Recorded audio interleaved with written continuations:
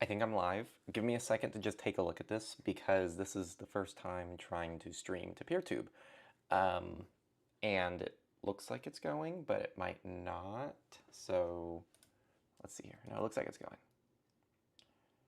So if you go to techlore.tv, you can actually watch this live stream on YouTube right now, or PeerTube. But it looks like it's working on both ends. If you guys could let me know how I sound, if my video sounds good, audio, that'd be really appreciated. Because I'm using different software and I'm using two different things here. Let's see. Hello, we got Joshi, we got Practical IT with Jeremy Like, we got Oddbite. How you guys doing? Cool, thank you. Yeah, there's not many people. This is a very different time. It's too early for me. My voice hasn't even woken up yet. Let me turn up my gain.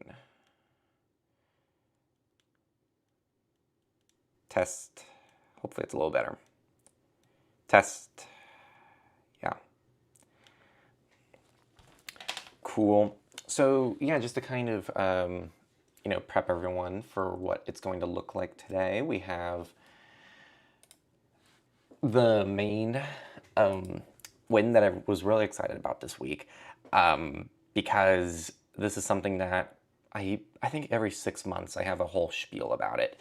And it's probably been more than 6 months, and it's time for the spiel of actually supporting and being a part of the projects that make pretty much this whole journey possible. You know, the whole digital rights, privacy and security journey.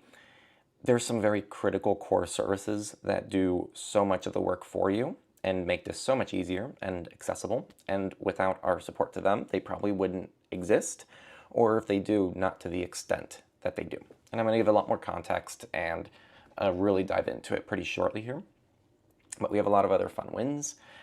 This is from the last couple weeks because I missed last week. So yeah, today I expect to be a little off because it's been a couple weeks, and also it's Saturday instead of Friday, and we're recording at a totally different time. So I want to thank everybody who's probably on, who's not normally on, and at least we're going to get a different demographic today. But yeah, let's say hi in the chat. If you're online, I'd love to kind of say hi and get things started. And again, I'm sorry I'm a little quiet. Let's see. I'm trying to get used to the software too, because everything's in a different place now. Let's see. So we've got Joshi, Practical IT. You got my last name right? Not many do. Jeremy. Man, I actually forgot the first time I said it. Like. Is it like? Hey, Corsa. Yeah, how you doing? Yeah, if anyone else is here, I see there's like 30 people on the YouTube side of things, so say hi. I don't see anyone on PeerTube, which is a little sad given how much people have requested that. So I hope more people join on the PeerTube side eventually. But I see one viewer on PeerTube. And that's honestly been a pattern. I feel like on the internet, feedback is the same. Like someone says, I want this, and someone else says, I want this. And to me, it's like, oh, a lot of people want this. And I'd say 80% of the times if I hear a request a lot, it's because people want it. But sometimes that's just not the case. Sometimes a few people like really, really request something and make me feel like it's heavily requested, and then you do it and you realize, actually, no one wants this. So I don't think it's PeerTube. I'm going to keep doing the PeerTube thing because I'm going to make you guys start using it eventually. But I think this is a good example of that. Hello, Corsa. Hello, Ravkalo, B.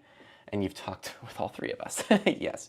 All right, I think I've been on enough. We already have some viewers here.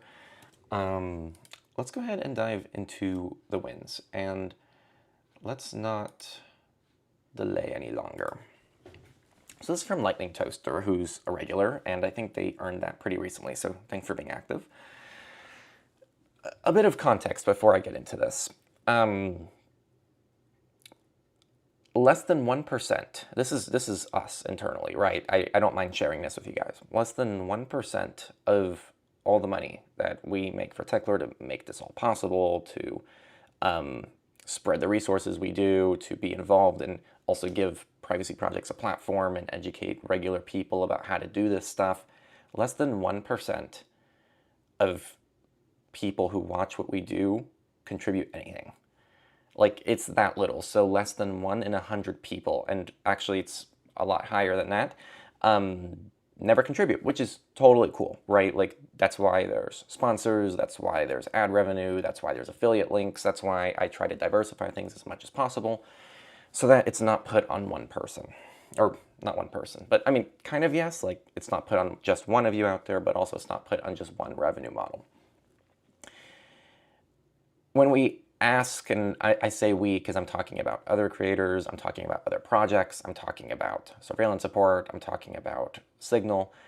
When all these services are asking you guys to like support, it's normally because almost no one is, and they're trying to just get a few people to do it. And typically you do see a bump, but at the end of the day, it's just sometimes a little bit demoralizing, because if literally just 10% of the entire audience gave $1, it would actually outdo what's currently being done. So I'm using us as an example, and I'm not using this as a way to like ask for more. Like, I already do that, and again, we're pretty good, like we have other revenue models, but open source projects, and here's where I'm getting to, they don't have that option. Open source projects don't typically have sponsors, they don't typically have ad revenue coming in, they don't normally have affiliate links built in. And anytime open source projects try to monetize via any of those avenues, there's a ton of backlash. But also a lot of people aren't willing to put their money where their mouth is and actually contribute to make these projects possible. And a lot of these projects are running on budgets that are much lower than you probably think. And it's a little bit sad to see sometimes behind the scenes. And so, yeah, I just wanted to give that context before I get into this. And it's a difficult issue to deal with, but Lightning Toaster, I think, is a big part of the solution here. So after many years of free writing, open source, and watching content creators without ads through private front ends, I've finally gone ahead and made a little spreadsheet of open source software and content creators I want to micro donate to, so that I can slowly get used to paying for the software I appreciate and use, and directly support the creators I frequently watch. For the longest time, I felt intimidated by the concept of donating money on my own terms and having to decide how much I should donate.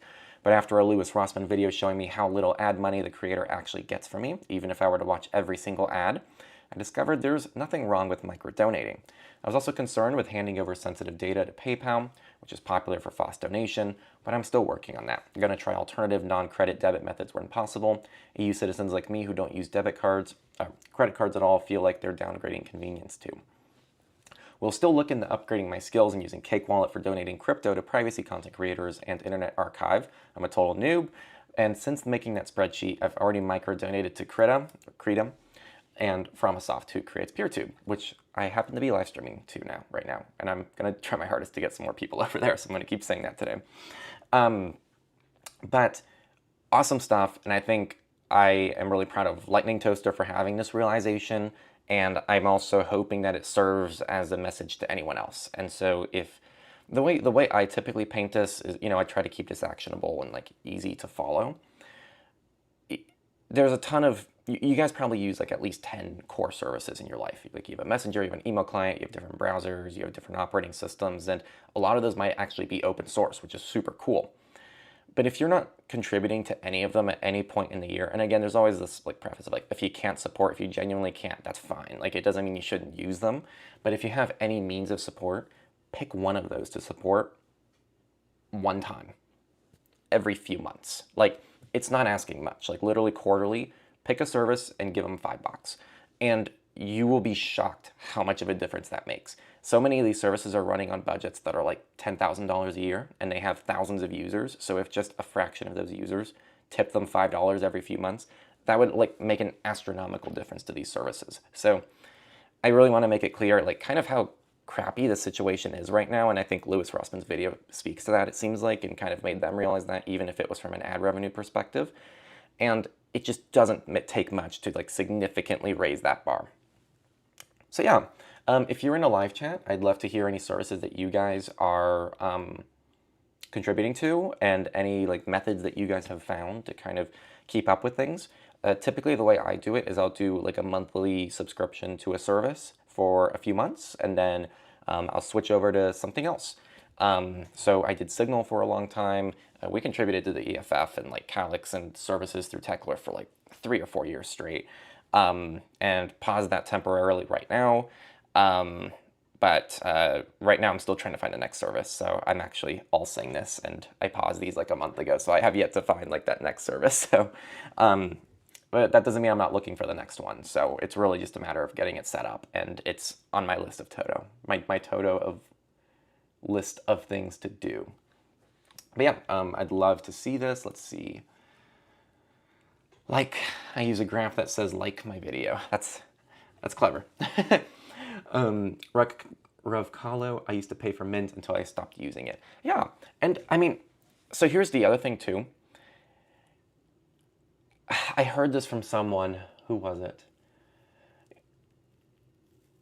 I think it was an open source developer, but pretty much the concept of using something, whether or not you should donate to it, shouldn't always apply. So we were talking about this in the context of content creation tools on Linux and open source, and how they're just kind of objectively not as good as things like Adobe Premiere. Like if you compare KDE's video editor like to Adobe Premiere, it's just no comparison. If you compare GIMP to Photoshop, it really is no comparison. GIMP is good enough for doing basic things, but I don't think it's genuine to like actually compare it to a Photoshop alternative for actual professionals using Photoshop in an advanced way. And they said something that I think was really powerful, and I'd like to share that, which was these services are running on tiny budgets, and they like, if they can't compete right now, which is true, like they struggle to compete against these massive counterparts that are popular and being used by professional industries, and they're charging their customers over $50 a month just for basic access to software, and GIMP charges nothing. What you can do, and something that's highly recommended, even if you're not using this service, contribute to the service you're not using yet, because it's never going to become the service you use unless it gets some more support to get better. And so if you are using Photoshop because you have to for work, and it's in place of GIMP because GIMP isn't good enough for you yet, match that Photoshop donate or payment to GIMP if you can. Again, I know it's going to add up really quickly, so I'm not saying everybody should do this, but it's one avenue you can explore of like, oh, my company, we are paying X amount of money for Photoshop for all of our employees, and we have this extra funding, but we're going to put it towards GIMP because we want to see GIMP get better, and eventually it'll be perhaps just as good of an alternative to Photoshop.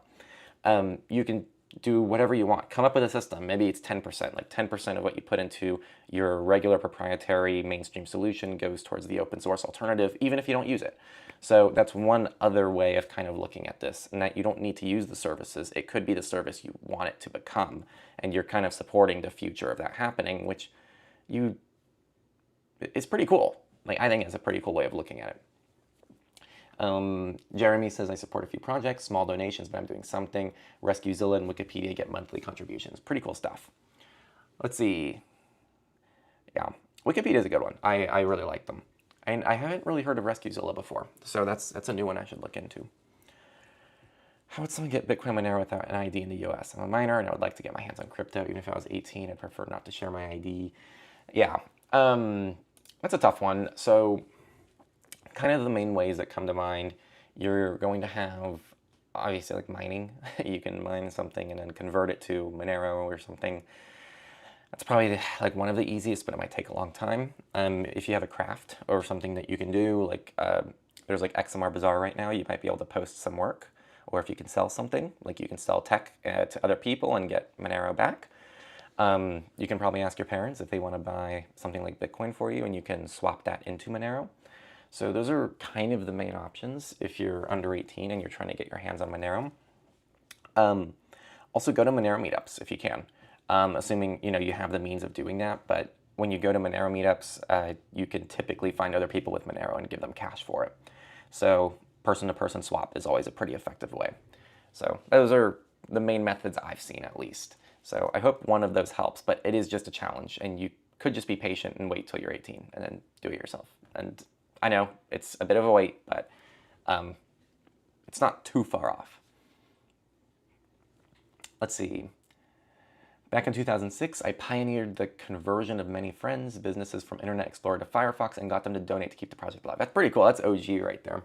Yeah, that's crazy. That was like 20 years ago. Let's see. I do need advice. So my family is not as privacy oriented as I am, and I'm struggling navigating how to continue. Yeah, I'll touch on that soon. Not going to forget that. And I'm going to go over to the forum first and keep moving there. And I will get to your question. Let's see, Taserface. A very light week for me. Every couple of months I install Fudo Keyboard to check its progress. Fudo has improved enough for me to ditch Helloboard and switch. Gesture typing seems to be as good as on Gboard. Long pressing offers the same functionality as a physical keyboard. The action bar now has its own toggle, so it can be hidden while the suggestion bar is visible, and the built-in voice typing is pretty bad. Installing the largest model didn't help. I continue to use the separate Fudo voice app, which I find to be very accurate with the latest margin, or the largest model. As for the laptop, nothing improved for privacy or security. That's how these things go. Periods of change, and then one can relax and get things done. I've been working on neglected projects, such as more detailed backups and organizing my photos. My previous platform was a tablet, and doing big projects was a pain. A lot of good stuff here. People have been really liking Fudo, so if you're on Android and you're looking for a better Android app that better emulates Gboard, this has been a consistent thing coming up in each live stream each week, so check out Fudo. Seems like it's very popular with a lot of people in our community. And the laptop, I think, is such a thing. Like, and this is the way, and this is why I always say, like, privacy and security is a journey. Like, digital rights is a journey. Everything in life's a journey, right? Like, if you're trying to get healthy, you don't just get healthy and then stop. So it's like doing work, making changes, and the way I've been seeing this, actually, this is, I'm getting into life stuff now, but transitions happen in life, and life kind of sucks for a while. Like, this is acutely, and this is also broadly. Like, if you have a major life change, you get a new job, you're moving somewhere, it's always just super hard that first month. Like, you're still figuring out the rhythm, you're still trying to get into, you're trying to figure things out, everything's 10 times more difficult than it needs to be. So your goal is just kind of survival at first, and getting through the transition and implementing the changes you need to. But then from there, things start out of nowhere calming down, and you kind of get it, and you finally get a grasp over everything. And then you can kind of get into the efficiency phase and just like kind of getting back to your old life and just reaping the benefits of the transition. And I'm saying this because I think this is what Taserface is speaking to, and it's something that I think is part of a very healthy privacy and security journey, which is ideally you're not doing something all the time. And what I mean by that is, like, you're not logging in each day and going, oh, hey, I'm going to make this big switch today, and I'm just never going to get my work done. Like, what's the point of having a well-optimized system if you're never actually doing anything on your system and you're just continuing to optimize it? And this is something I fall into all the time. I feel like when I'm procrastinating, instead of like figuring out, well, how do I actually use my time well? How do I make my time more efficient so I can get more done, even though I'm not really doing anything in the moment? So I think it's really easy to also do this with privacy and security, which is I'm just going to keep making myself more private, more secure. And you realize, well, you spent all this time hardening Signal, but did you ever think to send a message to someone or actually onboard someone to use Signal with? So I see this a lot in the community, and I think it's a very normal human reaction. I fall into it as well, but I think it's a really good moment for us to kind of look at this pattern, be okay with it, accept it, and just realize, okay, we're going to go through changes, we're going to take a weekend, we're going to install some things, we're going to have fun, and then we're going to just die down a little bit, and we're just going to enjoy and reap the benefits of everything we've done. And then when we need to make more changes, it'll come up. Like, we'll know we need to make changes. You can always try to be a little bit more proactive, but I think you want to try to find that middle ground of like being proactive, but not too proactive. And that is my weekly life advice, apparently. And I see Johnny O was awesome, and I thank you, Johnny. And I still can't get a response or a comment from you. One day I will. But that's super awesome, so I really appreciate it, and thank you so much. And Rovkalo, thanks for tuning in, but you can still watch the stream when you come back if you want to. But yeah, oh, we got Benjo. Of course, we got Johnny in here. Johnny, you got a question? Like, anything? I'd love to answer it. Let's see here. I'm going to go ahead and keep moving through the stream.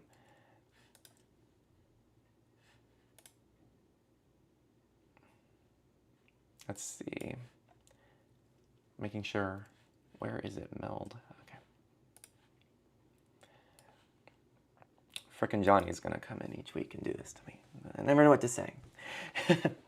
Okay, the privacy lurker. Technical wins.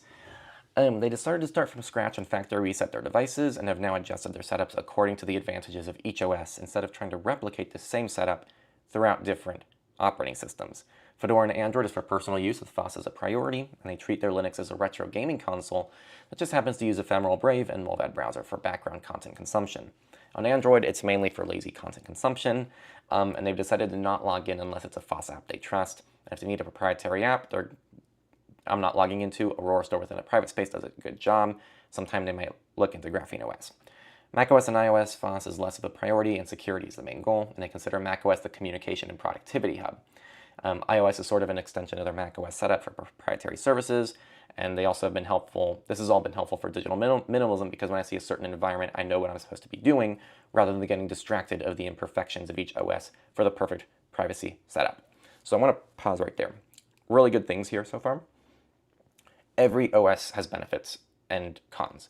And as someone who, I truly despise Windows. I had to use Windows for a few things I was playing around with.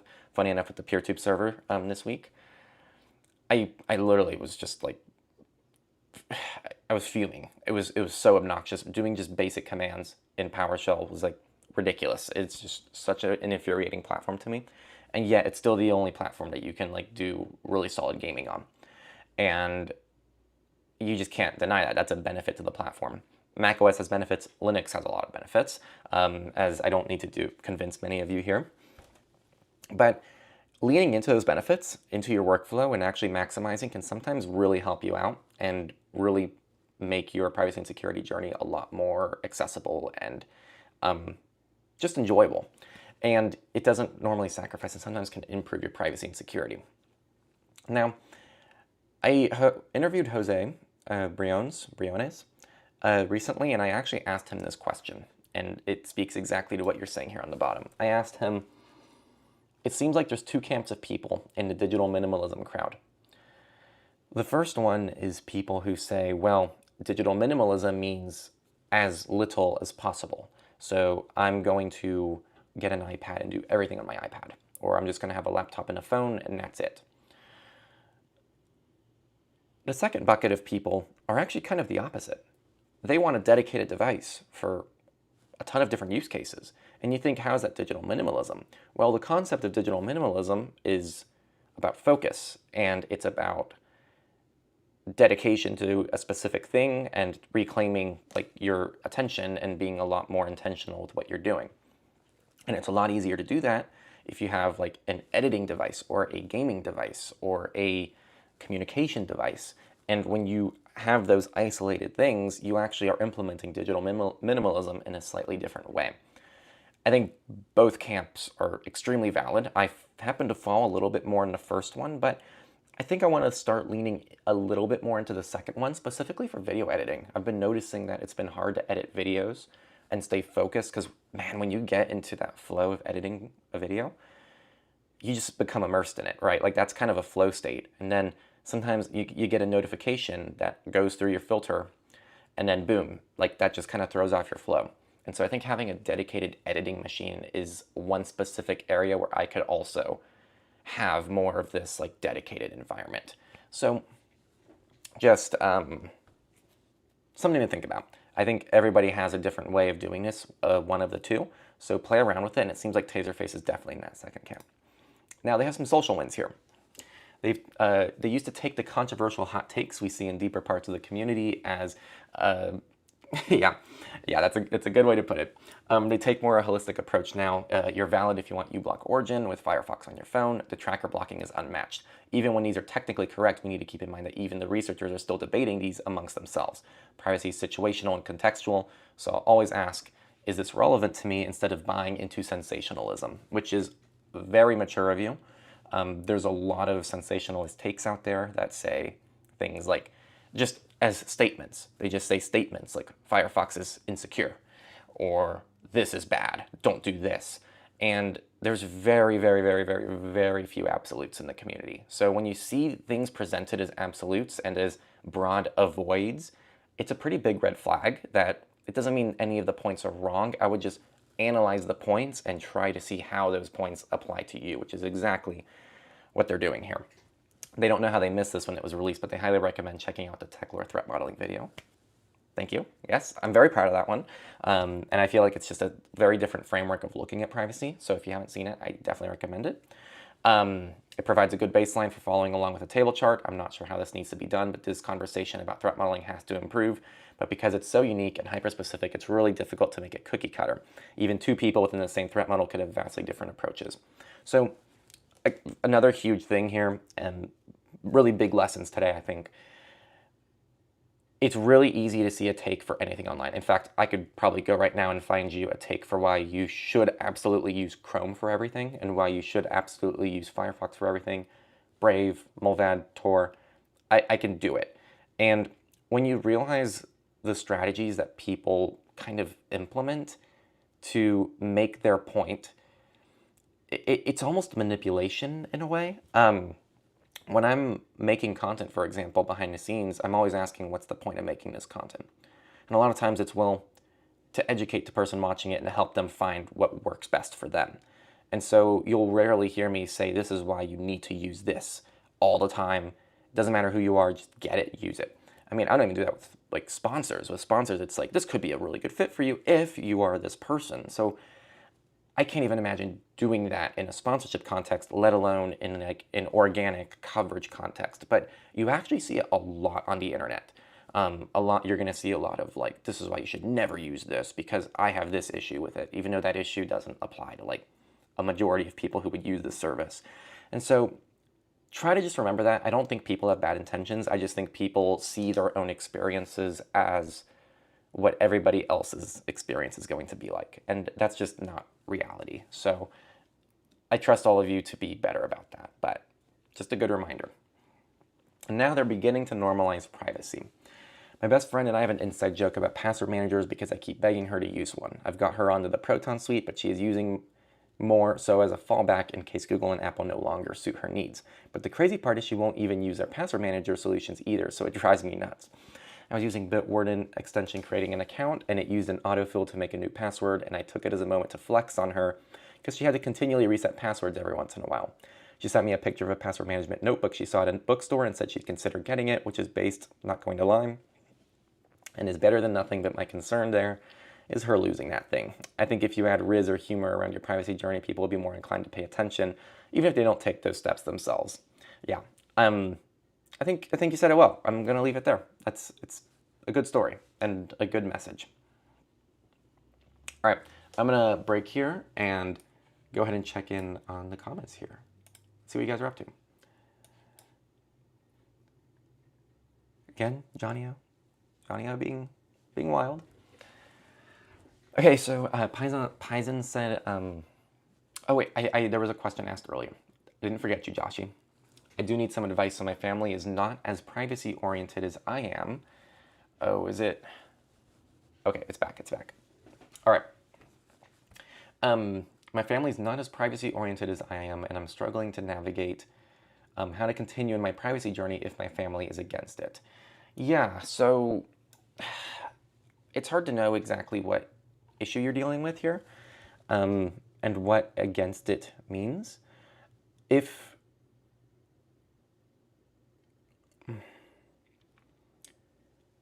they're against it in the sense that they're just not following along and they don't listen and they don't seem to care, I think that's not a terrible place to be. Not everyone's going to care as much as you do, and this is going to always be an issue with any kind of non-mainstream paths that you want to go down, especially when they have to do with like digital, human, animal rights, whatever they are. You're going to be following takes that aren't mainstream takes. And so in a way, you're following a more you're not following a mainstream belief system or a value system that's really normalized beyond our niche. And so you have to understand, in a way, you're a bit ahead of the game. I think that as time goes on, more and more people are going to realize the insanity that is how unprivate everything is by default and how extensive those implications are. And so have some ownership in that and be okay with that and realize that they won't get it and they might never get it. But I think that realistically, the amount of people who are going to see this as a necessary, important thing is only going to go up. My point is, you're ahead of the times, I think, and being ahead of the times can be isolating. And that's just part of it. This isn't a privacy specific thing. Anytime there was a huge movement, there was like trying to abolish slavery, right? It started as more of like a small thing, and it started as just a few people who were very ahead of the curve, and they were like, well, this doesn't seem right. We're not going to do this. And as time went on, the movement grew, and when we look back on it in history, we see, whoa, like those people were ahead of their time, and they were the reason this change happened. I don't think what's going on today is equivalent to the horrors of slavery back in the day, so that's not the point I'm trying to make here. The point I'm trying to make here is that when there's a cause that you care about and you're one of the first people to that cause, you're going to be isolated from the mainstream issues, if that makes sense. So I hope that can help you kind of change your framework around why you might feel isolated. And, you know, my point is you don't need your family to be fully on board to still take this seriously for yourself. And you might have to compromise here and there on certain things, like you might not get them to Signal, but it doesn't stop you from having multiple messengers and using Signal with other people who do want to take it seriously. And I think the more you just do it and the more you demonstrate that it's something important to you, I think the more they'll pay attention and they might even start engaging with more things. Don't force it. Be patient and trust the process. That's what I'd say. Benjo says, hey. Python says, relatable, I do that with all sorts, including spending hours modding a game to play it for 20 minutes. Yeah, and I think work, gaming, anything, Linux is a whole huge thing. I feel like it's one of the most common reasons I see people say they stopped using Linux, and frankly, myself included, I don't use Linux anywhere near as much as I used to. And it always comes back to like, well, I gotta like actually get shit done now. Like I actually gotta work.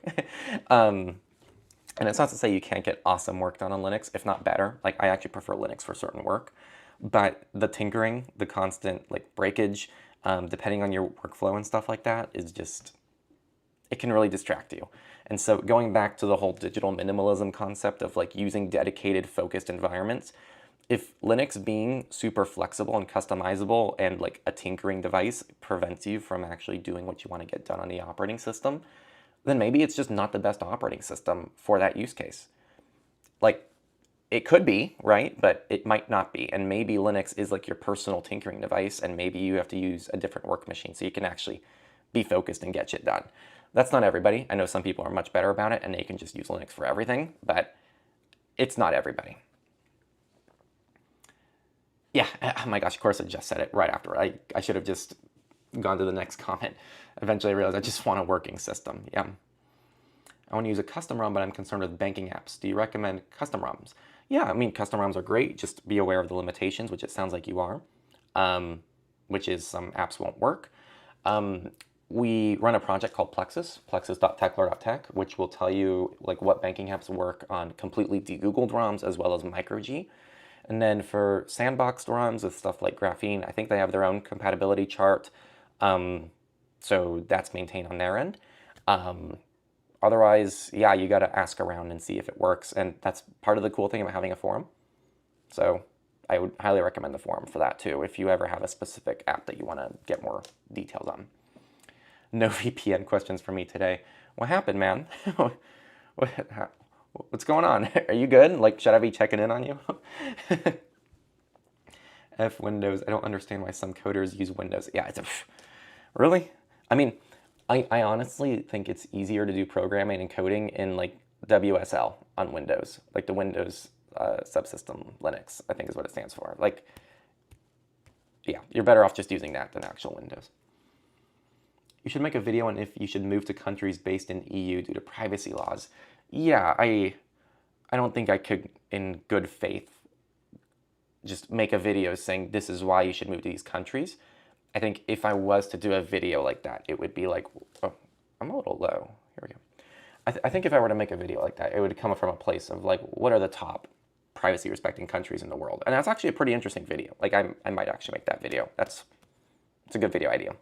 But it would never be in the context of like, you need to move, or like, here's why you should move to these countries solely for this reason. One, I think it's unrealistic and it's extremely ridiculous to say, yeah, like, just go move to a country, a different country. But two, and this again comes back to some of the more extreme advice out there. It makes people feel like they need to do extreme things to reclaim privacy. And that's something I really, really, really try to avoid on the channel. And I see it all the time. People are like, well, if you're not using this tool, then like, you're just like not even that private. So like, why bother? And it's this defeatist, pessimistic view on things, and it really prevents new people to the space from feeling like they can do anything. So imagine someone like watches a Techlore video for the first time and they hear, okay, privacy is a journey. Like, this is something that anyone can take small steps on, and here's how you get started, but here's what the long-term vision looks like too, and you can really grow with yourself and grow with the movement. Would you rather someone hears that, or would you rather them click a video and they hear, here's why you need to move countries, otherwise you're screwed, and here's like the countries you should move to? There's a lot of that second one, and I think there should be a lot more of the first one. I think that second one has a place, but right now I think the scales are too tipped. So I would really like to see more of the like approachable stuff, because we're not going to onboard noobs if we're doing the second one, because there's a few people who might relate to that message, but I think the majority of people are like, well, I'm not going to move countries for this, so if that's what it takes to be private, then I'm not going to take this whole movement seriously. So we want to be taken seriously, and that's a way to be taken more seriously. Is using Google Stock with privacy toggles any private? I'm just a guy looking for some privacy from big tech. Don't care about government surveillance. It's going to be really hard to accomplish too much on Android, like stock Android. You can use DNS filtering. You can obviously opt out of anything, log out of your Google account. Our Android hardening guide, like Android privacy and security guide, goes through a lot of those steps. And I literally just talked about this. I don't want people to feel like they have to be using a custom ROM to make substantial improvements to their privacy. A custom ROM will dramatically simplify a lot of things, because a custom ROM will just be de-Googled by default. It'll be just out of the box a lot more privacy respecting, and it'll probably have features that will make your journey a lot easier. But there's this huge friction point for a lot of people of actually getting to a custom ROM. A lot of people don't have compatible hardware, so they'd have to buy new hardware. They'd have to install it. They'd have to transfer their files. I mean, for a lot of people, just an operating system reinstall is kind of a huge deal and could break up their weekend. So I really recommend people check out custom ROMs because it makes their lives easier, but also know that there's a lot you can do before then as well. And that privacy and security guide I just talked about like goes through all those options. You should make a new and detailed video on threat modeling. Yeah, I think it's such a difficult concept to like talk about, and I haven't actually found like a new way to talk about it from the last threat modeling video, but I'll definitely keep it on the radar. And then let me go ahead and continue here. And I'll get back to more comments after we get through a few more here, because we're only 7 in. So Wafer has been watching Privacy Wins for some time now, so I thought I would join in and share their story. They've already done easier things like adding 2FA to every account and using password managers, but right now I'm tackling larger issues like moving my entire 13 plus years of email from Gmail to Proton, or specifically changing my email ID to using aliases, moving photos from Google Photos to self-hosted solutions and more. Big journey right there. So they're moving from Authy to Entei, and YubiKeys are already used in most accounts. They're already on a secure foundation for like their main software. They started using RSS more and removing email newsletters, and still on the lookout for a good cross-platform RSS reader. Please let me know. Yeah, cross-platform is going to be hard. You might find the best luck with something web-based, to be honest. I don't know of that many like good cross-platform stuff. So hopefully someone has a rec as well. These larger moves are going to take a lot of time, but I've already closed accounts on a few services that I don't use and changed emails to aliases on some others. One step at a time, and for those who care, I wrote a post here. There's a lot of good info in this one, so I hope it helps. So this was a good post, so if you want to learn more about like keeping Windows usable, that was a good one. For RSS recommendations above, you have good recs for Readwise's Reader alternative that's also cross-platform, even better. Reader is fantastic, but I'd like to check out any FOSS alternative.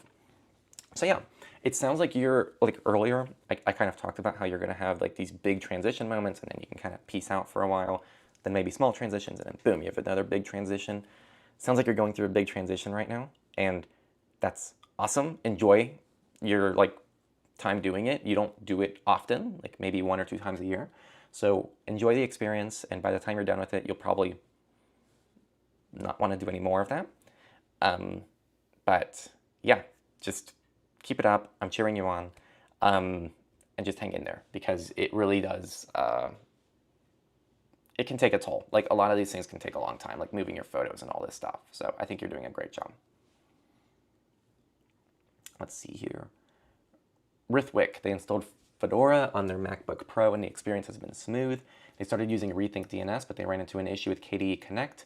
And thankfully, following a suggestion from Ale, I managed to resolve the problem. So, side note, I just love seeing when the forum helps you guys. Like, it feels good. It's like, okay, no, this is good. It's actually helping you guys. So, it felt good seeing this one. In an effort to minimize my footprint, I deleted their Discord and Snapchat accounts and minimized their use of Google Maps by switching to Magic Earth. I've heard a lot of good things about Magic Earth for people out there looking for a Google Maps alternative. It's also on iOS, I believe. I don't know, I can't confirm, but I think it's on iOS, so that's another option there as well. They also made the switch from Visual Studio Code to VS Codium, as VS Codium explicitly disables telemetry and tracking. They can also assure no usage data or tracking information is sent back to Microsoft. So awesome stuff there.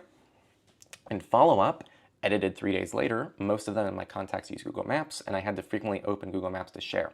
To avoid this, I've created a simple website to convert Magic Earth links to Google Maps, even further reducing my use of Google Maps. Whoa, this is sick. Okay, also using GeoShare to convert Google Maps. Link to the website. Let's check it out. No. Oh, dude, that's so cool. Yeah, okay, so if any of you use Magic Earth, then this is kick-ass, honestly. It's on GitHub too, it's open source. It's awesome. No, this is awesome. Yeah, definitely give some confetti in the live chat because this is super cool. Like this is someone who like solved the problem. They were like, yeah, I'm gonna solve this. I'm gonna make it easy for other people, and this is how you do it. So yeah, congrats. That's cool stuff, man. Ravkalo, I think you were in the live chat as well, if I remember. My win of the week is purely circumstantial and is based on this post on Mastodon.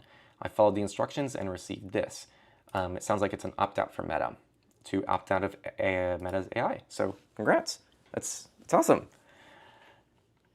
Let's see. Kinky Koala is a Techlorian. They've been active in the community for a long time, so it's super cool to see them leave a win. I think they said it's their first time here. So they're considering buying the Switch 2. They got lots of awesome childhood memories with the Nintendo 64, and I thought they might give Nintendo a try again. I saw their pricing strategy, then I made a huge U-turn. Considering that I often find the vibe of modern games I loved when I was a kid to be meh, and often much more hectic than I enjoy, I leave the Switch 2 to the billionaires who can afford it. So I decided to give the Retroid Pocket 5, one of those retro gaming handhelds, a try. This wasn't purely a privacy choice, but when I think about it, it's got some huge pros. It's Android-based, so they can use things like Aurora and Proton. It can run custom OSs, which I didn't know, and Linux-based ones, and even Android Linux dual boot. They're not stuck with one greedy corporate capitalist brand. They can play all the games they own and love, nor, at least, less tracking, and no effing microtransactions. That's a good one. And they've been playing around with I've never heard of these, Batocera, and RetroArch before. They tried some emulators on both Android and iOS, but having a dedicated gaming device that runs smoothly, which I can connect to my guest Wi-Fi and even run offline after having it set up, is a huge win.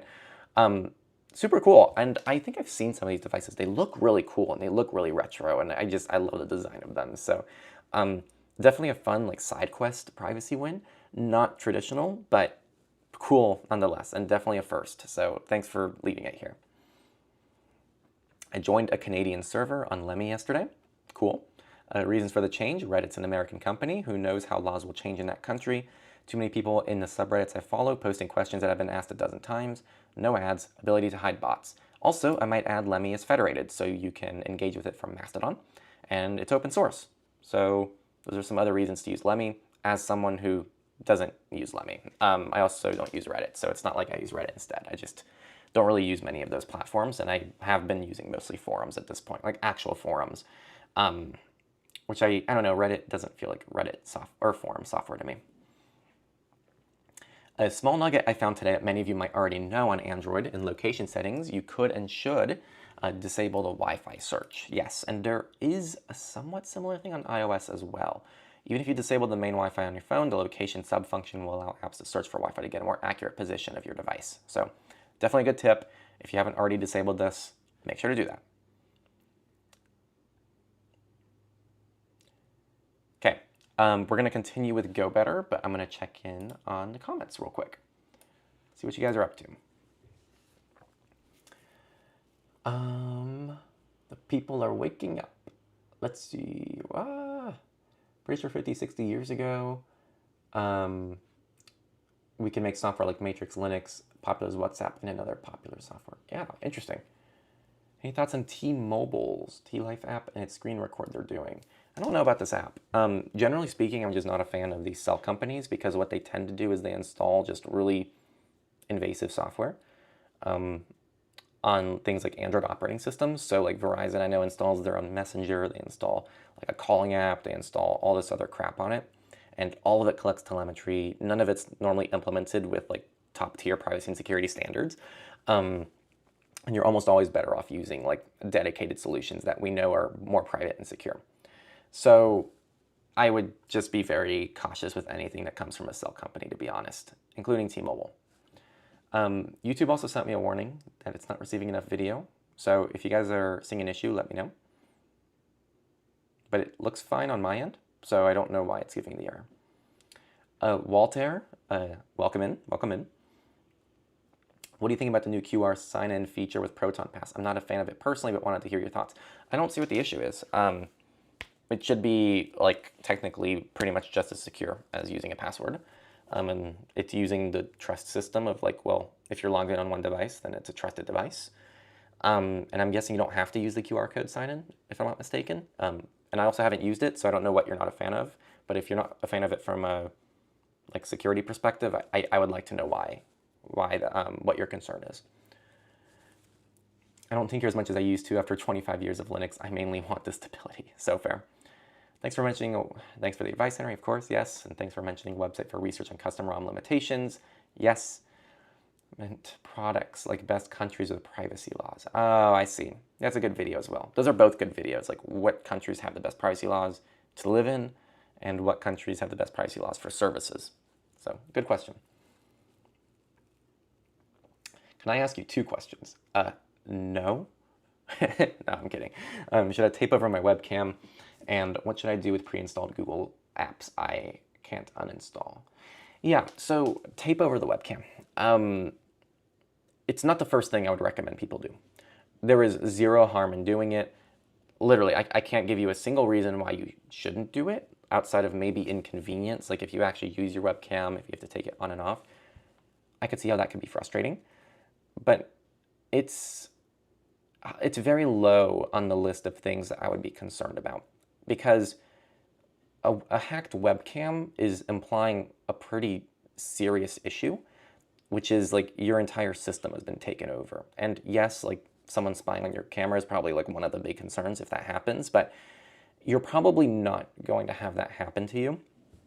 And if you do the other basic advice, which is easier to do and a lot more important, and it, protects you from other attacks, things like keeping your operating systems up to date, keeping your browsers up to date, using an ad blocker, like understanding what phishing is and what malware is, those things are going to be a lot more important than taping up your webcam.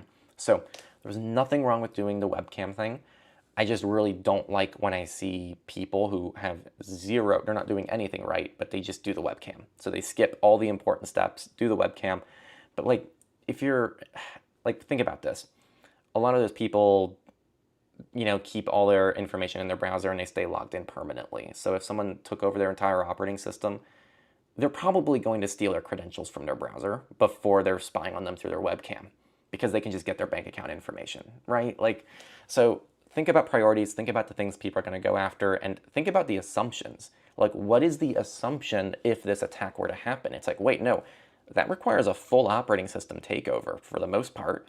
So what else would I have to be concerned about to even get there? And if I'm there, like what are the other things that might happen before they're looking through my webcam? So think about the other stuff first. You can also do that as well. Hi, can I ask you 2 questions? The second one, what should I do with pre-installed Google apps I can't uninstall? You can disable some of them, which is pretty good. Obviously, log out when you can, opt out when you can, and there are some cool ADB commands you can run that I would look it up, like uninstall system apps with ADB. If you type that into your search engine, you should get some results, and they'll walk you through ways that you can sometimes remove those system apps via ADB. Just be aware it could cause some system instability because a lot of operating systems, like if you get like a phone from a company that has its own software on it, there could be dependencies on apps, and it could be hard to get those apps back without doing a full factory reinstall. So just be careful with that. What's your current take on Proton? Do you also feel like it's getting too corporate, or do you see them doing good at the moment? Do you think they'll get better or worse?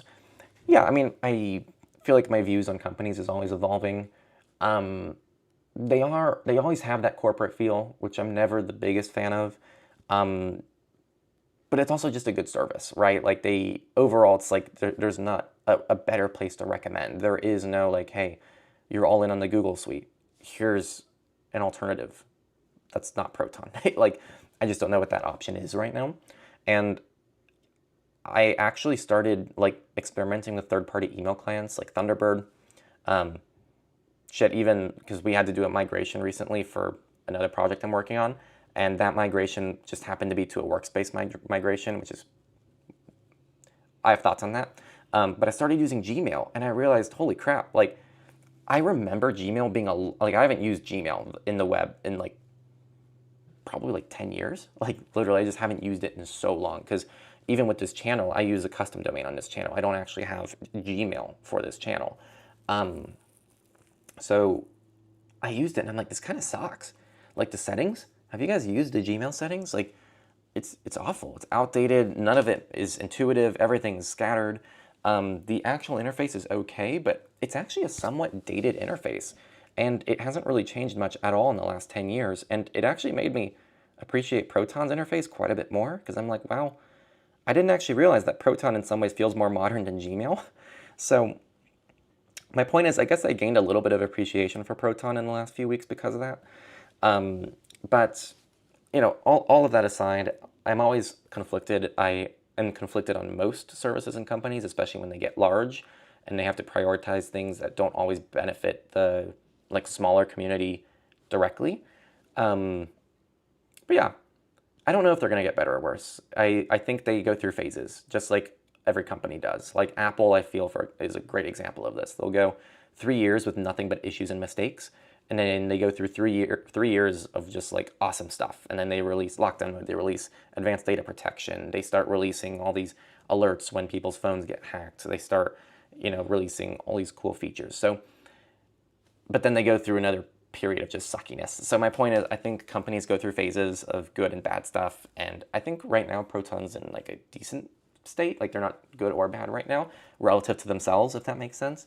So yeah, those are just my loose thoughts. I don't ever have like a definitive, like established take on like what they're doing right now.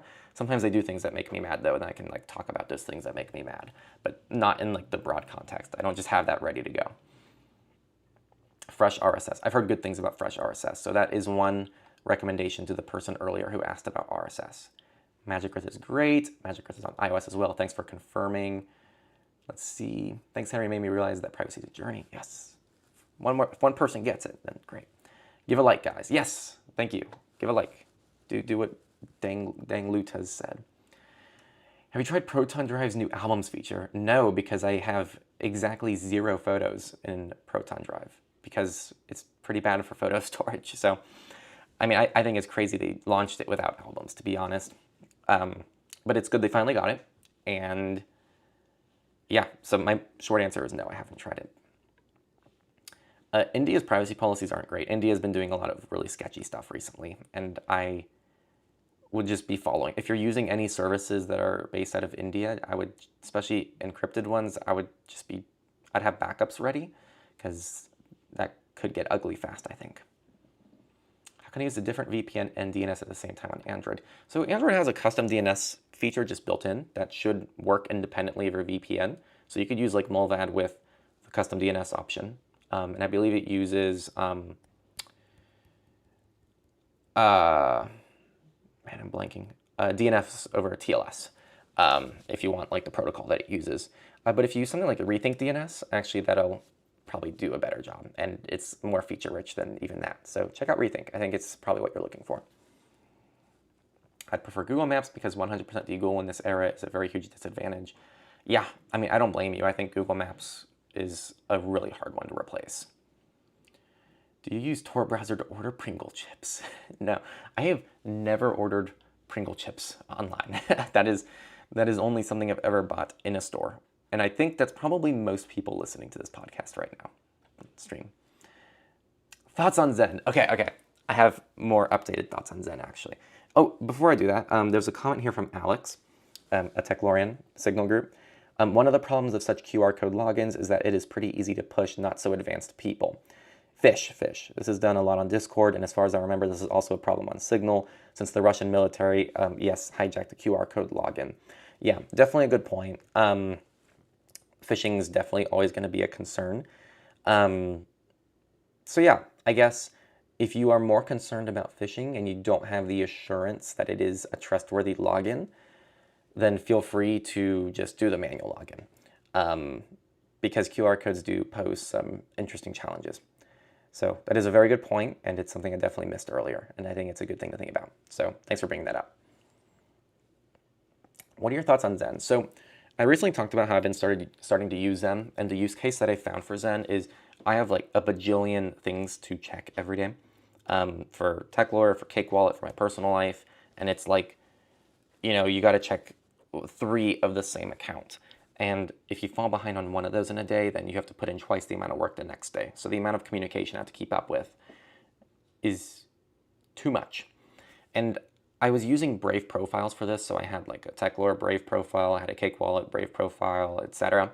And each of those had a progressive web app. So essentially like just opened a web app for each thing and use that to check. Do my daily checks is what I call them. But it's really messy. It's cluttery. There's all these windows that open. And so Zen's Essential tab feature actually was kind of perfect for this because I could pin tabs that are tied to specific Firefox containers. So like Patreon, I could have the Surveillance Support Patreon and the Techlore Patreon as buttons, and I literally just click one by one, and then when I get to the end, then I did my daily checks, I close the browser window, and I'm done. And it's so much more efficient, so much cleaner, and Zen's whole like workflow with that is awesome. However, Zen has updated their browser to only max out at 12 essential tabs, and I might add there was no UI feedback on this, so I already had like 17 tabs, and I tried adding another one, and it just doesn't add. So I went on their GitHub, and there was an open issue over this, and I also reported that it was an issue for me, and then someone from the Zen browser team just said, this is expected behavior. We're capping it at 12 now. No further explanation. Other people are like, well, why? And I didn't even say why. I just went in and I said, well, I hope you understand that when you don't have UI feedback, you're going to have people like me opening GitHub issues over this. So it also was really buggy when I was using it. At first launch, it felt really great, but the more I used the Zen browser, the more I stumbled on bugs and issues. So my updated thoughts are it's not ready for prime time. And I question a little bit of its use case, because I actually tried vertical tabs on Firefox, and I was able to essentially emulate that with Firefox now. So if Firefox getting vertical tabs does kill a good amount of the reasons to use Zen browser, in my opinion. There are still some exclusive features on Zen, but that's been my experience. Those are my updated thoughts. So still a cool project, still going to be following it. It's still installed in my system, but I actually haven't opened it in a while because now I just migrated to Firefox for that use case. Maybe you can scratch the webcam. Oh God. If the best hackers cover the webcams, you should too. No more reason needed. I don't agree with that reasoning. I just don't. The best hackers are also far more targeted, and they have a lot bigger threats. but that doesn't mean that applies to you. That's like saying, oh, Shaquille O'Neal lifts 500 pounds a day and eats 12 eggs and, you know, shoots 100 hoops. Therefore, if I want to get into basketball, that's what I need to do. No explanation needed. And that's just not how it is. Like, they're in a different part of the journey than you are, and they have different threats than you do. So while I agree it speaks to how it is a real problem people should be thinking about, it doesn't mean that's what you need to do. And again, people like Zuckerberg, a lot of people like speak to Zuckerberg using this stuff, and CEOs. Guys, CEOs are like some of the most targeted people out there. And it's the kind of thing too where like the kind of attacks that they would do against a hacked CEO is like literally ransom. They'd be like, hey, I have this video of you doing something embarrassing, give me money. So for them, it's a much more real concern. And the default isn't to do that for regular people. For regular people, they're trying to steal your bank credentials. They're trying to steal your cookie sessions. Like, they're doing more basic things to just more directly steal money because most people aren't like targets. So just a little more context there. So it's not to say that you shouldn't consider this because obviously the best people are doing it. It's just keep in mind the likelihood of it happening to you, and there are more important things to do first for people who are new to the space. How can you still use Google services, mainly YouTube and Maps, while minimizing the data you pass on to Google? Okay, I'm going to get to that after we go through a few more of the wins. So Go Better. This week I made my technically first contribution to an open source project. I planned to do it, but later it was just on my radar. But I saw one library that would be great to add to the project on my job, but it was lacking stuff. The library unfortunately is not stable enough, but I'm happy anyway. So good stuff. That's another way to contribute to open source, is just directly contributing. We also visited the Hitchhiker's Guide suggested by Batcherdink and installed a privacy redirect. LibDirect is even better. I'm amazed on how many amazing front ends and instances for popular websites there are, and are generally faster, take less bandwidth. Love it. Yes, so if you guys haven't been exposed to this yet, there are private front ends. Front ends essentially allow you to access the information without needing to have an account. So there's Reddit front ends, there's Twitter front ends, there's front ends for TikTok even. I think it's called StickTok. And it's actually from Sean O'Brien, who I'm friends with. And there should be an interview with him eventually. Like, I recorded it, but it's going to have to be produced. My point is, these front ends are really awesome, and they allow you to access services typically via an open source web wrapper. It's more privacy respecting, and a lot of times they might bypass things like VPN restrictions as well. So these services, privacy redirects, if let's say you type in Twitter and you put that in your Omnibar, it'll automatically take you to a privacy version of it, which is a front end. So check these out if you want to. I think you can even integrate these into uBlock Origin, if I'm not mistaken.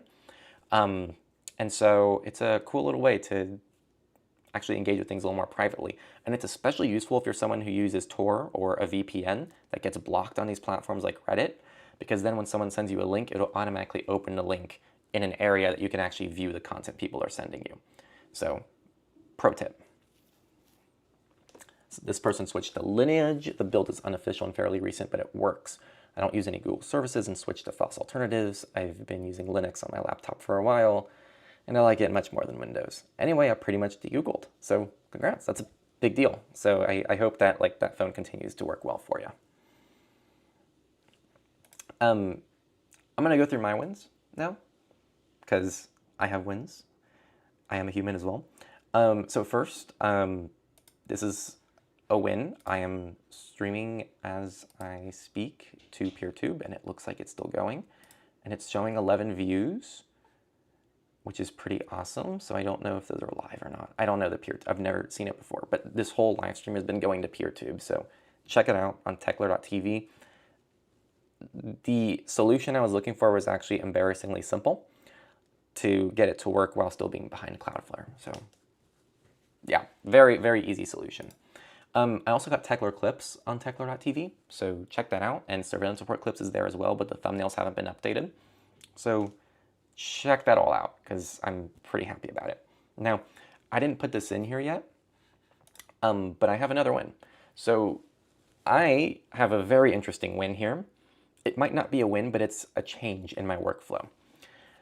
I stopped using a global VPN. Whoa, what? What? So on my desktop. I'm playing with this. So this is an experiment, trying it out, but I'm going to give you my reasoning. So this is, again, very personal preference.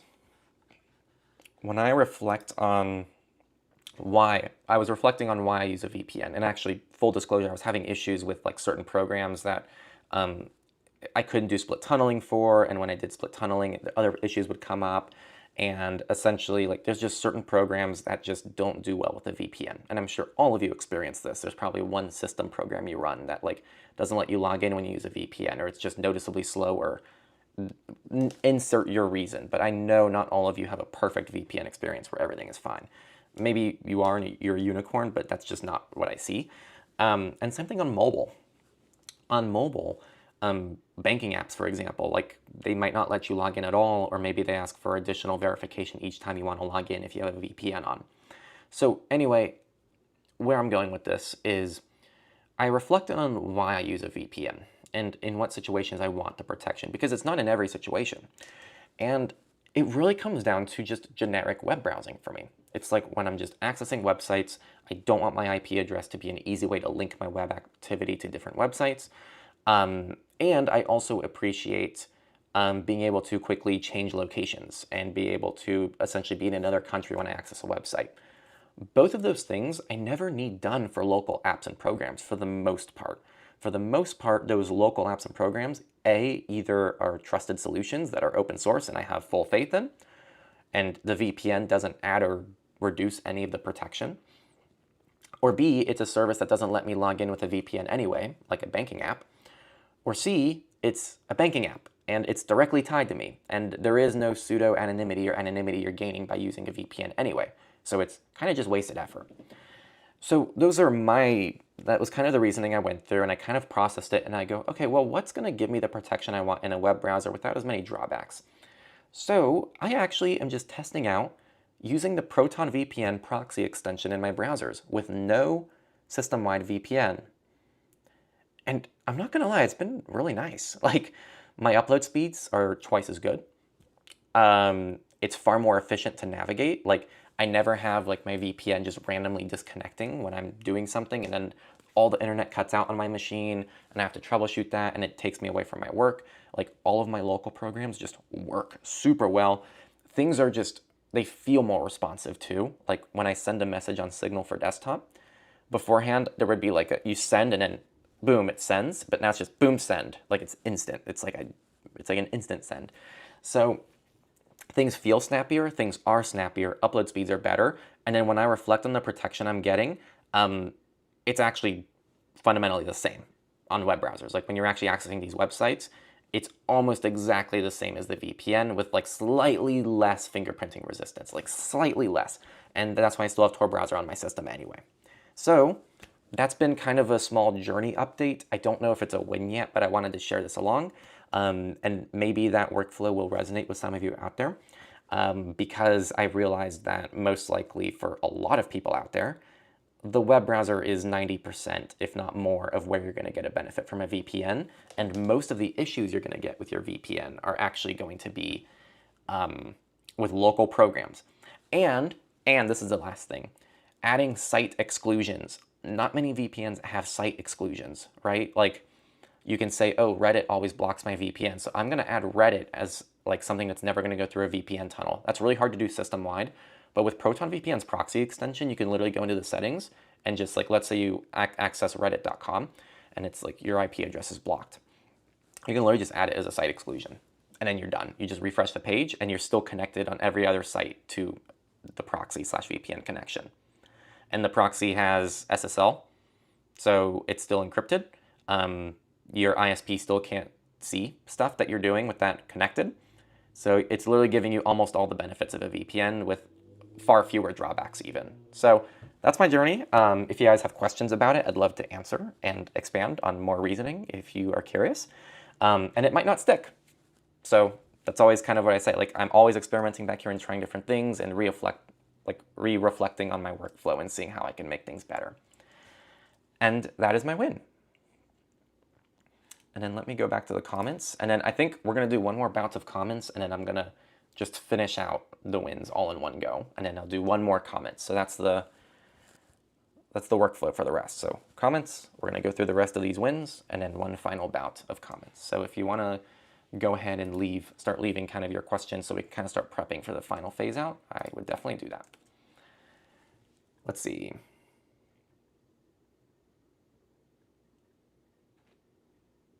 How can you still use Google services like YouTube and Maps while minimizing the data you pass on to Google?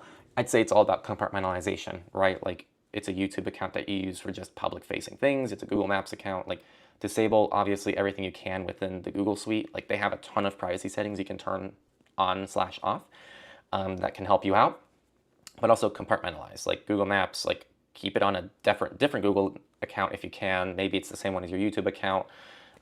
Try to keep it, if you're on Android, like in a work profile. Minimize the data that you give it. Just do your best. You also have the web app as well if you're able to get away with just the web app, but just minimizing your usage as much as possible, and being okay with probably not being perfect about that.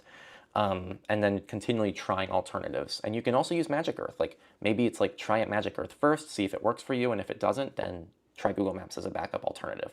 So there's a lot of spectrum here that you can explore. The future of privacy is cooked as people move on and use more AI and get less technical, and they'll stop looking for FOSS and other privacy software. Yeah, I think there's a lot of things to be concerned about, but if we just think it's cooked, then it will be cooked. Like we are going to not make it possible. So we need to have some optimism if we actually want to have hope that there's a future here. So yeah, you just have to be optimistic if you ever want things to get better. That's just always how it is. What kind of Linux just works? I keep distro hopping because some distros don't support my GPU at all. Some just have random issues and none just work. What is your suggestion? I would say that's a very familiar and common complaint with Linux. Everyone's going to say different things here. I'm going to come forward. It's not my go-to distro. It's not my favorite distro. It's not a distro I like by default recommend to everybody. I think Ubuntu is probably your best bet. It is the closest thing to just like a out of the box. It probably has like some of the most hardware support out there. You don't have to really play around with it. You don't have to tinker. You really can use Ubuntu mostly just out of the box. And there's a lot of stuff that they've integrated through a GUI as well. I don't love saying it, but I think it's true. And I'm not saying this to defend Canonical. There's a lot of concerns with using Ubuntu, but if you want Linux that just works, I do think Ubuntu is kind of the closest you're going to get to that right now. Hello, fellow bedheads. Yes, I got mine right now too. I woke up here and I just got up and I went to I'm running on like 2 to 3 hours of sleep right now, so it's a time right now with work. Interesting info about QR phishing. Would it be then possible that when you log in with a secondary device, you could be hacked with a single QR approval? It's possible depending on the implementation and how the attack is pulled off, but that's the concern, of course. Can you give quick tips to hide from big tech and government? Kind of no. I mean, that's a big ask. It's a big request. Use a password manager. Keep your stuff up to date. Opt out when you can. Use a browser with an ad blocker. Those are like very quick get started places, and also have an end-to-end encrypted messenger. You're not going to hide. That's not like how to hide, but that's a very good start that everybody should be doing. Morning, Henry. Good morning. I'm doing my best. I hope you guys are too. Is PeerTube an app I can get, Henry, or is it something I can only get on a computer? Okay, so PeerTube is federated. Oh, I never switched over to the comments thing. 1 second. Sorry about that.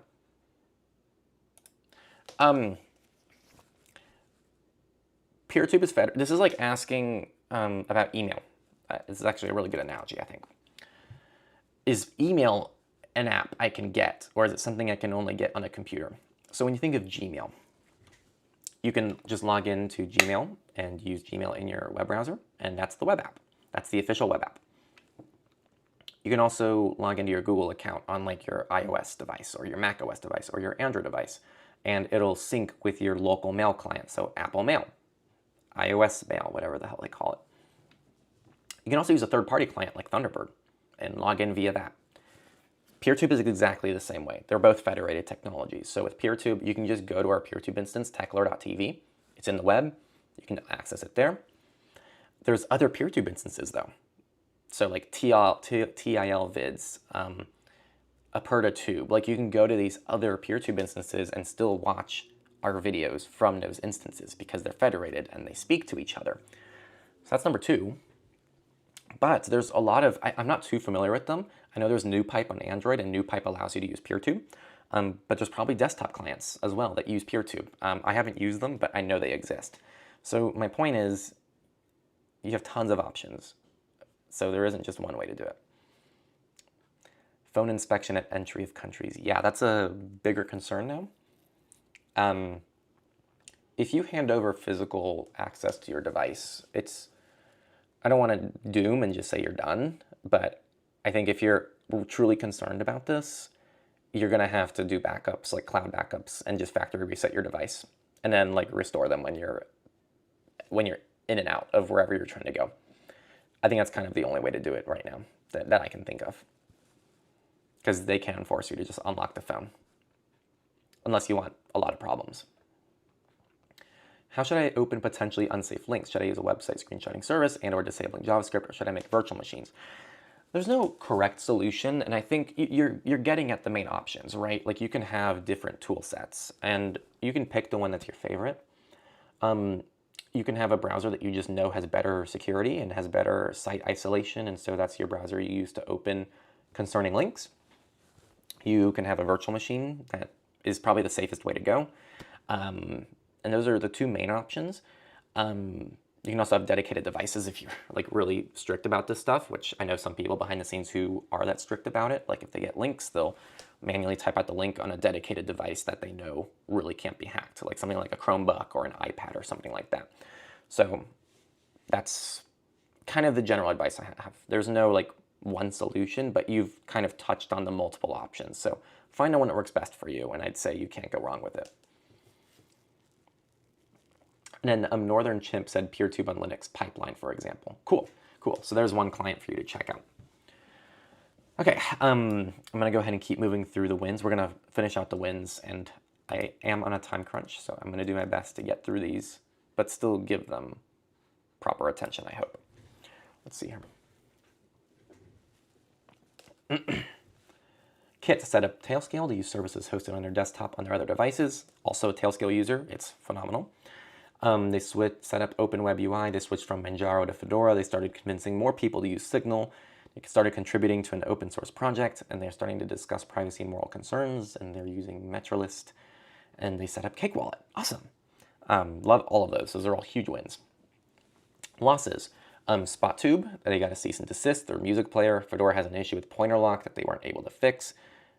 Oh, they were somewhat able to fix. Steam has been buggy. They play some Steam games. So keep messing with those. Hopefully you can slowly eliminate those as being losses, I hope.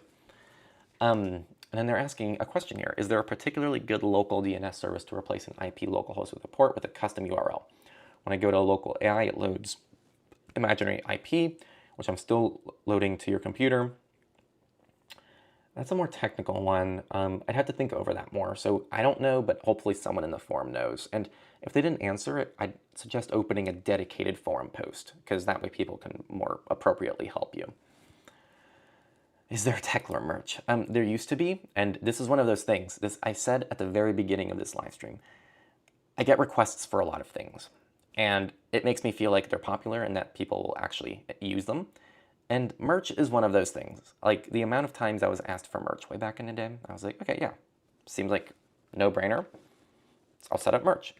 I set up merch and almost no one bought anything, which is fine. Like the reason why I did it it wasn't to make money. It was to like give you guys something that you guys were asking for, but no one was actually getting it. So and then when I asked for feedback, people were like, well, yeah, it's cool merch. I just don't really want to get it. And it's like, well, so there is no merch right now. If you guys overwhelmingly ask for it and convince me that it's good to have, then perhaps I'll do it again, but it's not something I plan to do. I also feel weird about doing like physical stuff. Like it feels a little bit wasteful, and people already have enough clothing, and I feel like it's contributing to fast fashion. So like ethically, I also feel like weird about it, but yeah, those are just my loose thoughts. Fun things, they try to use Obtainium for as many apps as possible. It's a great app. If you're not using Obtainium, check it out on Android. It's a really cool way to get software. They use Molly instead of Signal, which offers so many useful features, and it's more privacy friendly. And then they're using Orbot to help people access Tor without running the whole device through it.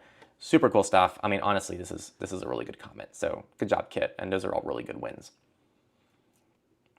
We got some people giving some F-Droid client recommendations. I got the virtual democracy. I am in to allow laws to be written in Proton docs and for it to advertise itself in Mastodon. Super cool. Name is Julia, if anyone's interested. Cool. No, good win. Good win. We have Bronze Techlorian here. Really cool stuff. You can also become a Techlorian. Brems Strawlung. They fully moved to a Pixel 8a with Graphene OS. Now the iPhone can stay home and be a secondary phone, which is pretty cool. Good workflow. So now they have no Google or Microsoft accounts and an Apple account on a switched off iPhone. No Uber, no Spotify, but yes, dependent on Microsoft for DuckDuckGo. I agree, but you're using DuckDuckGo. Your intention is not to use Microsoft, and I don't think you should discount that. Google for the Pixel and on Apple for a MacBook. Being aware that even for enhanced privacy and still dependent on big tech does keep me grounded. Stay humble.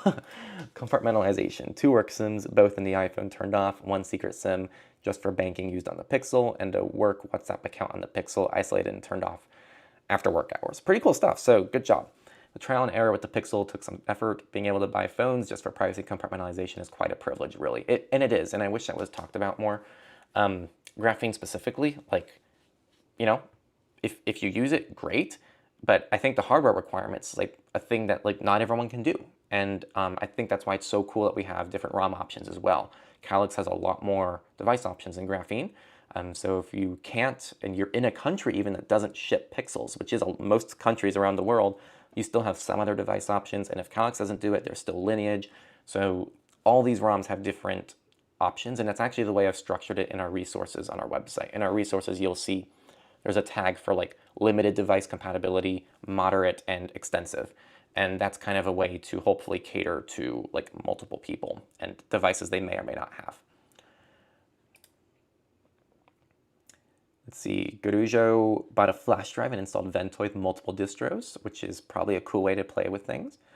They also found out it seems gacha gamers and Linux nerds are coming together and they use a specific grub theme because of this. Oh, that's cool. I didn't know there was Ventoy themes actually, because Ventoy is kind of not beautiful out of the box, but all software is beautiful. Am I right? Speaking of previous flash drives, that one was a puny 16 gig, not enough to store it, so that was replaced with Tails. So did you upgrade to a larger one? Finally, my friend has accepted the idea of trying Linux for 30 days with one of the old laptops and will do this every 2 weeks. We shift between Linux Mint and Fedora, and he'll decide from there after the fact the daily drive, which is nice. I'll soon be documenting this in my blog with ground rules to be set. Pretty cool stuff, similar to LTT. Stay tuned. With that said, he did tell me he's changed how frequently. Yeah, no, good stuff. And definitely a good challenge as well. It's a good way to test things and like probably gain more appreciation for your current workflow is probably the takeaway that's going to happen here. That's my theory, my hypothesis of what's going to happen. Speaking of Linux, I just set up Linux on my Android tablet and now acts as like a light productivity machine. Really cool. Yeah, no, that's a good way to do it. Let's see, got my mom to use Proton Drive for backups, and yes, we already use Signal for communication. She also has WhatsApp for my sister, a harm reduction to say the least. I still don't trust someone like my sister would have encrypted backups, but would surprise me if so, and even then, don't trust a person with a potentially company-monitored phone. Unfortunately, Viber forces unencrypted Google Drive backups, which is a nightmare, and why I will never chat in this one. Yeah, good stuff. Switched full-time between Brave, DuckDuckGo, and Startpage, mostly because Ecosia now requires an account for the whole new seed system, and I personally don't like that. It's really fair. And they switched Uncle from using Totem to using Tuda Calendar. It's not the same way, it's more like a similar way, but I do like that Tuda keeps it consistent with both UI, UX, and notifications. In a way, they're now encrypted, which is nice. Proton doesn't keep UI consistent. Cool stuff. No, a lot of big wins, and it seems like every week you've been having a ton of wins. So you've been moving at a rapid speed. So good stuff, man. Let's see. My first big win is that I've been able to set up a VPN exit node on my home network. Now I can connect with one VPN to my home network, access my self-hosted services, and all my internet traffic goes through the Proton exit node. The benefit is that I can use this on my phone where I can't use 2 VPN services. Yes. You can emulate this with Tailscale, and you can use a device as an exit node, and it's super cool. And I actually set this up with my NAS for a while, but it was pretty slow, so I stopped doing it. But it's a really good workflow. Second big win is the purchase of Home Assistant voice device, which is, like, what is it? Like, you got to tell us what it is. Like, I don't know of one that exists, because there used to be Mycroft, and they shut down. So we'd love to know. Third big one is setting up their own DNS sinkhole. That's a good one. One big shame for me is owning LG TV. Now I can finally block all the traffic from the TV that I do not approve. Huge wins, really good stuff, and it seems like most of them are very networking related, with the exception of the Home Assistant. So good stuff, man. So Internet Ghost has been using the WhatsApp status update feature, which they say is a big win because it's end-to-end encrypted. They only get sent to people in their contacts. You can set up a blacklist and whitelist to control who gets to see which updates, and they disappear after 24 hours. So it's a really good way to repurpose it. And they do mention Signal's implementations even more private, but it seems like a cool way to keep people updated with minimal information. And then we got Taserface. Taserface, I think it's your third win. Dad's used Lenovo T480 arrived today from Amazon. Within an hour, I had Fedora Workstation on it for Dad. He's retiring his Chromebook, but keeping his Google account for now. His chief motivation is every time he turns on the Chromebook, he gets a pop-up about enabling the AI, and he's terrified of it. Not my win, but still a win.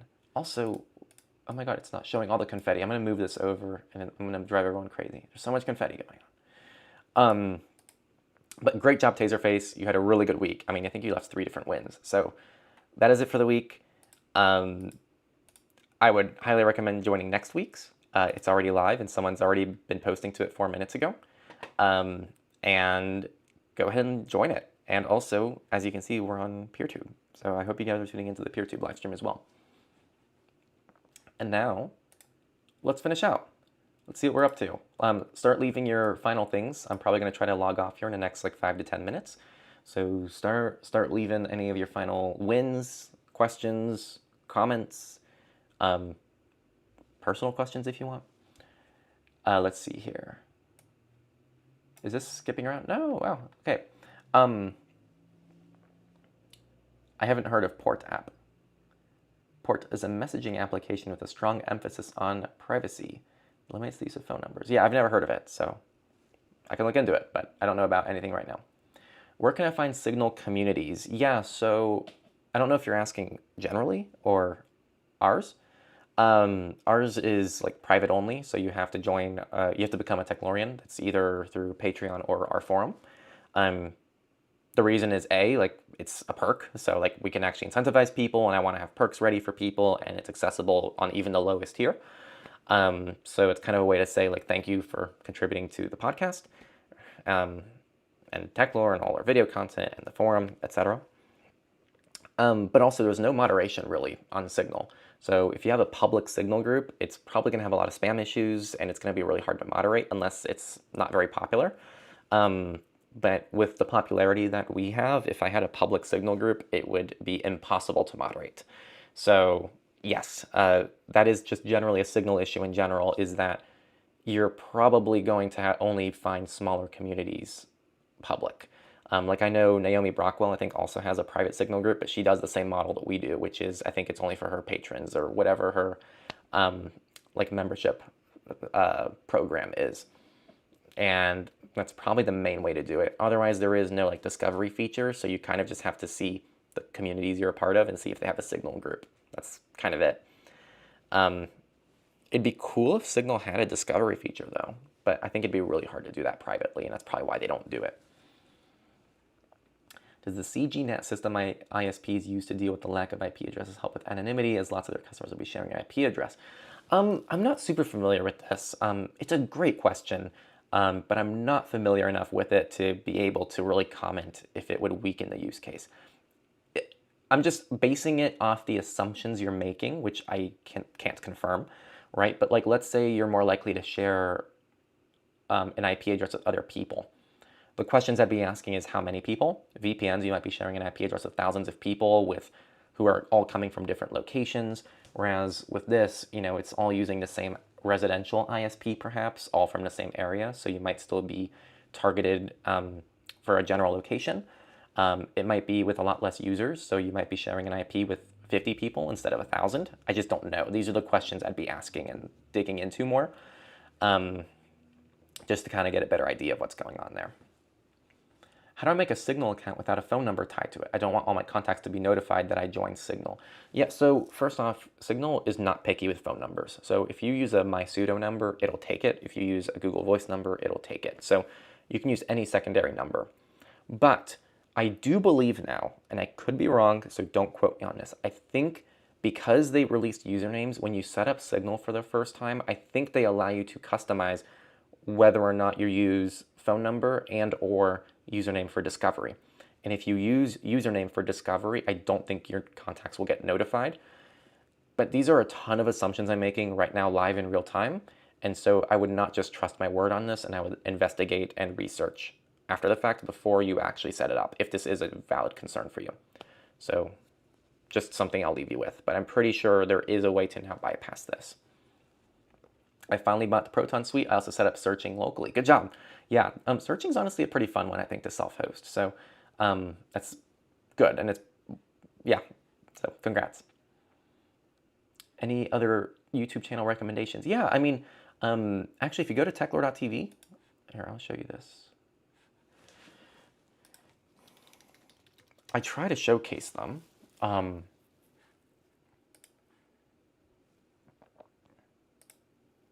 So if you go to techlore.tv, even on the PeerTube side of things, you'll see featured channels here.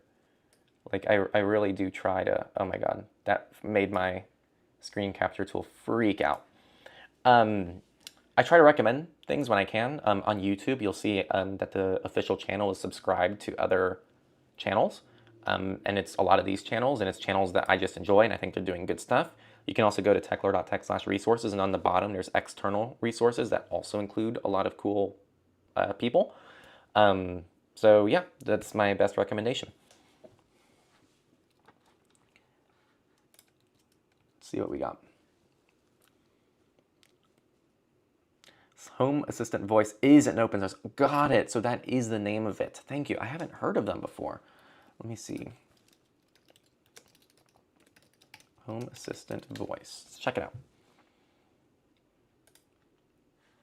Oh, you're so right. Thank you. That makes it so much clearer, because I'm like, they should have said what it's called. Here it is. If you want to check it out, it's called Home Assistant Voice. Looks like they updated it even as early as this month. It is in a preview edition, it seems like, but it looks like this is something you can buy. I don't know why I haven't heard of this, but it looks pretty solid. Definitely a great concept, and it seems affordable. Yeah, pretty cool stuff. On paper, it looks awesome. But this is my first time hearing about it, so I don't know how well it works. How do I not have a phone number tied to my Signal account at all? I don't see why it would be required for a messaging app like Signal. Well, it's required for mostly spam purposes. Like, it's frankly one of the easiest ways. Well, there's two reasons that I've seen Signal cite, and I think they're both equally true. One, it's spam. It's a very easy way to regulate the network and prevent people from abusing the network. Phone numbers are a little bit harder to get access to. And if you look at things like Matrix, I think you'll see how bad the problem can get with spam. And the reason why, people are always like, man, I get so much spam on Matrix, but I don't get as much on Signal. And it's like, well, yeah, because Signal requires phone numbers, and phone numbers are a lot more expensive to like spoof on a large scale basis. So, yeah, that's number one. Number two, it's supposed to be usable to the regular person. It's supposed to emulate SMS. And that is like good, actually. Like with SimpleX, for example, you have to like use this like really bizarre, unique like system, and you have to somehow exchange that with someone, and it's totally foreign, and most people would be very confused, and it makes onboarding much harder. Signal, on the other hand, is essentially trying to onboard as many people as possible. So when you use a phone number, and this is literally how I tell people to use Signal. If I'm messaging someone and like I have a phone number, I say, hey, like message me on Signal. And theoretically, they know to just download the app and just add my phone number, and we start messaging there. There's no other context needed. And if you have a username now, you just send them a username and they add you there, and then you're good. Adding someone on SimpleX is like so much more involved than that, and even Session. So my point is, like, onboarding is a huge deal for them, and phone numbers, for better or for worse, are like the most powerful thing for networking. So Signal does do. I do find this obnoxious, for the record, but I get why they do it. The whole thing of, like, they can see, like, if you add your phone number and you share your contacts with Signal, then it does do it all privately, but it also can, like, ping your contacts and be like, hey, you're all on Signal, and it really builds the networking effect. So one of the reasons why Signal is so much more popular is because of the fact that it has a phone number. So with that all said, I do wish there was a way to have all these benefits of Signal without the phone number requirement. But that's not really the approach they've taken. But fortunately, there's tons of other options if you don't like that for whatever reason. There's SimpleX, there's Session, there's Briar, there's Threema. So there's other options out there if it's an issue. But I fully understand and I fully get behind the reasons why Signal uses a phone number. Even if sometimes it's a little frustrating, I do think it's what makes Signal the experience that it currently is, which is the most usable and overall best accessible end-to-end encrypted messenger out there, in my view. So, and I have no reason to back them up. Like, I also wish the phone number requirement was dropped, but I also know that if the phone number requirement was dropped, Signal would just not be the same platform. And yes, abusers can make a ton of VoIP numbers, but think about the cost required to do that compared to the cost of just, like, generating new accounts. Like, de-incentivizing that is a huge important thing, and having a unique identifier to say, well, this hash of a phone number is causing this problem, so we can, like, remove that. It's important. Jaden, I enjoyed the last interview you dropped on the channel. When is the next one coming out? Yeah, so I'm sitting on, honestly, some gold mines right now.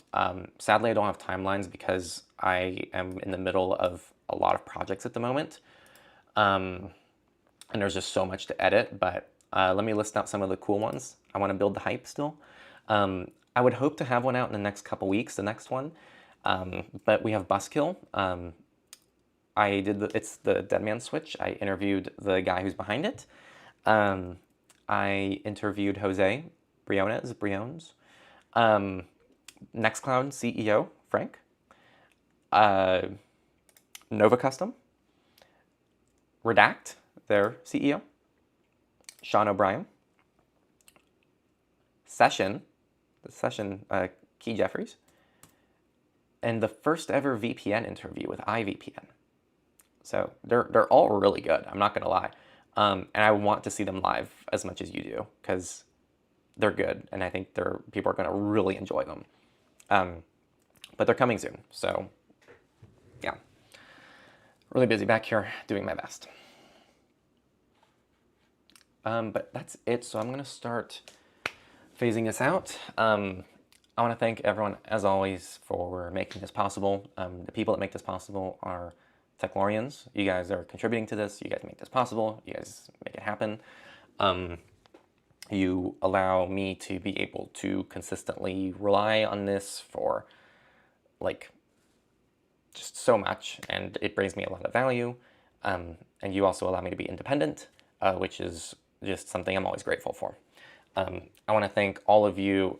Gosh, stop spamming the chat. Like, it's so obnoxious. It's not a place to spam projects.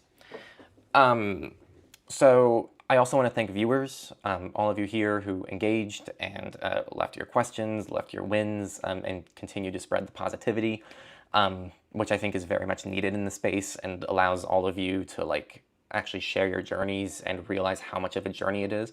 And we're seeing all the familiar names come back each week with updates to their last week's workflow, things that might not be going well, things that are starting to go better, new things they're trying, new things they're tinkering with. And I think that's just really powerful. And I think that it can really extend, and we can try to apply this to other people in our lives as well on a local level. And you can take this to other communities you're a part of if you're in communities that aren't ours.